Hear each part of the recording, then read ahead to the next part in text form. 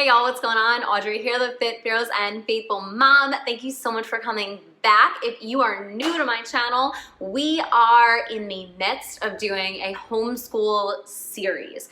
So this is video number 2 of the series, the official second video. We are going to be talking about homeschooling multiple grades. I have a 5th grader, a 1st grader, and a pre-K 4.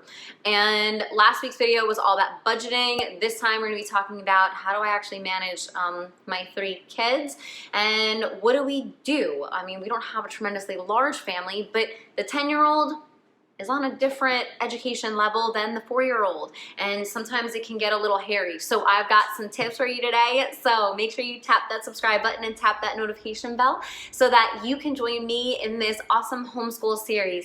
Even if you're not a homeschool mama, you can still take note of what I do, because maybe it'll help you with doing homework in the afternoon if you also have multiple grades and sports and all of that. I've been there, I've done that, so I understand. But let's get into the video. Number 1 is going to be stop buying multiple curriculums. And what I mean by that is buying from different companies and trying to find, okay, what's right for my kindergartner, 6th grader, 5th grader, 4th grader, 8th grader.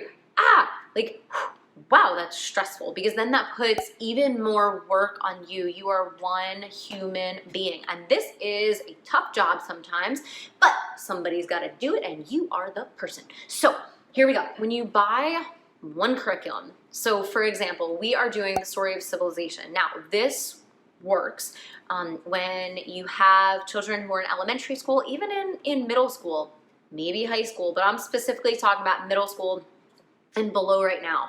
What I have them do is based upon their own ages is how I structure the lessons. So I'll have and how I structure the narration and how I structure the tests, because I do test my children. I think that's important. But I have one book, and then the workbook, I have 2 workbooks. And the workbook are like little activities that while I'm doing our read aloud, they might be like doing a little map activity or something like that, so that they can like visually see where I'm talking about. So that's important. Things like science, 1 textbook, y'all, 1 textbook.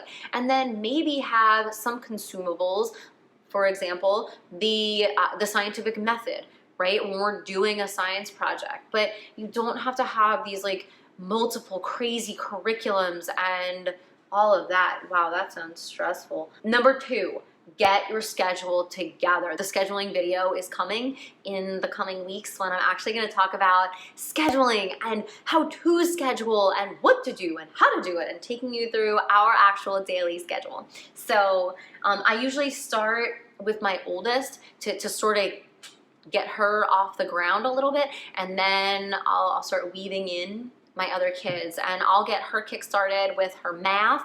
Once she gets on a roll after a couple minutes, if I need to set her up, because she does math, you see, which is wonderful, then I'll go with Corbin, and I'll go with Corey, and so forth. An awesome piece of advice that I saw was playing with your toddler or playing with your younger child for a little while in the morning while your older kids, because it not really tires them out, but it just spending that quality one-on-one time with your younger child can help settle them down in a way. It's really cool. It's really good advice, because I used to just be like, we're starting at 2, let's do this, rah, sit down. But now I'm changing my mentality, which you'll see in the coming videos. Number 4 is while I'm working with one child, the other child will be working independently. I do, like, if they have questions, they have to hold their questions, because think about that. If I only have 3 kids, but even if I had more, even if I had just 2, think about like, Mom, I have a question. Mom, I have a question. Mom, I have a question. No, hold your questions. I want you to do as much work as you can, because you have a luscious, big, round, beautiful brain right here, and I know that you can work it out, and more likely than not, more often than not, they can actually figure things out for themselves. It's awesome. So tell them to hold their questions, and it's going to take some time to adapt to, But Kyler actually sits right here where I'm sitting, and Corbin sits at the table. So we've kind of adjusted that over this past little bit. But she likes sitting here. She likes sitting with Mary, and she likes sitting with her light. She feels like she has her own like little room, and she's got her set up. In any case, get yourself set up. Yeah, get yourself set up with multiple grades. We'll get to that. But hold their questions. It will save you time. It will save you feeling stressed out, because I started getting stressed out with like, Mom, I have a question, Mom, I have a question. So then that forces them to become independent learners, because they want to get their schoolwork done.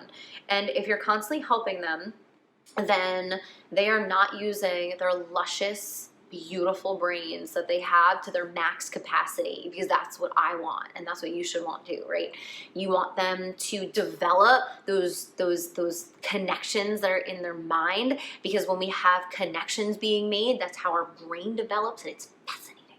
So get your kids to be independent learners. Will they get frustrated some days? Yup, they will, but okay, I don't want to beat a dead horse here. Oh, my next thing with multiple grades is I am ditching the workbooks because they started to just get pricey. And what's the point of a workbook? I think in IEW, Mr. Pudawa said workbooks only work as good as you want them to. Right? And so I want the kids hands-on exploring. I want them developing their brains. And what I found, like, workbooks are good, but I don't know. I've started to move away from the workbooks and started doing things all as a group and hands-on and projects. And you don't have to do projects every day because, wow, that's stressful. But your brain can only process so much, and we need that hands-on touch and things like that. So worksheets work, well, but not doing it solely is what has worked really well for our kids and our family, because you want them to be lifelong learners. You want them to explore a lot. So, okay. And with exploring, here's an example, is that we finished the story of civilization, like the ancient years, and those last couple of chapters are about the growth of the church. And so Corbin is fascinated with Saint Sebastian. Why? Well, he was shot with arrows, and then Irene came, and okay, go look him up if you don't know who Saint Sebastian is. Awesome martyr. And it spawned like, Mom, we want to learn more about him. Mom, we want to do this. And I was like, okay, cool. And so they did. They started looking up more about who Saint Sebastian is, who the martyrs are, why they matter to the church, and formulating those other connections. It's awesome. Next, having the older kids work with the younger kids.